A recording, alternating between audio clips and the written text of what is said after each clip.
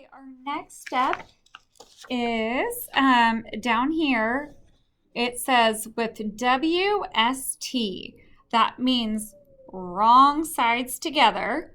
We're going to stitch our finished outer bag to the muslin, and I will give you the muslin. It's this thin white fabric. And this is where we're going to have the option to kind of do some quilting or decorative stitch on the outside. So you can see on my other bag here, this is where I did like this wavy stitch across. And you can choose if you want to do the zigzag or wavy or straight stitch in the ditch is what we call just stitching on the straight line. I will tell you that stitch, actually a straight stitch, is more difficult than a wavy stitch or a zigzag stitch if your lines aren't perfectly straight. So just a heads up with that. But to put this together, I just put my muslin down first and I made sure it was really flat. It might be a two-person job where you have a friend help you hold this down and then lay all your fabric on top of it. All this has been pressed nice and flat. My edges are all pretty nice and neat and straight. If yours aren't, you can trim it up so that it is.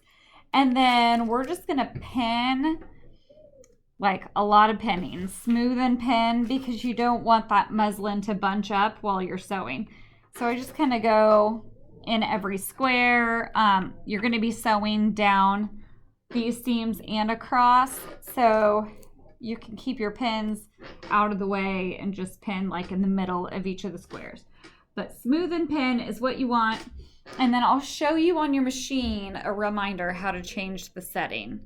Okay, so just a quick reminder, when your stitch width is at 0, that's going to give you a straight stitch. So the closer I move this to 5, the bigger my zigzag is going to be. So this is on the straight stitch and zigzag setting.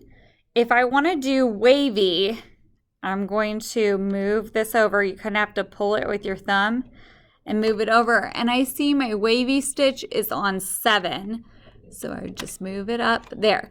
And now this is on the green side, and I only want you guys choosing stitches that are over here on this green side. You can ensure you're getting the green settings by looking down here, and it should be set up there.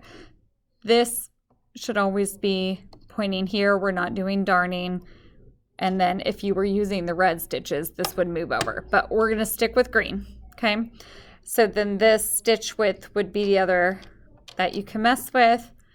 And remember, the stitch length is how long your stitches go. So I would leave this still at 2.5, 3, but then you can play with the width and your settings up here on the green side.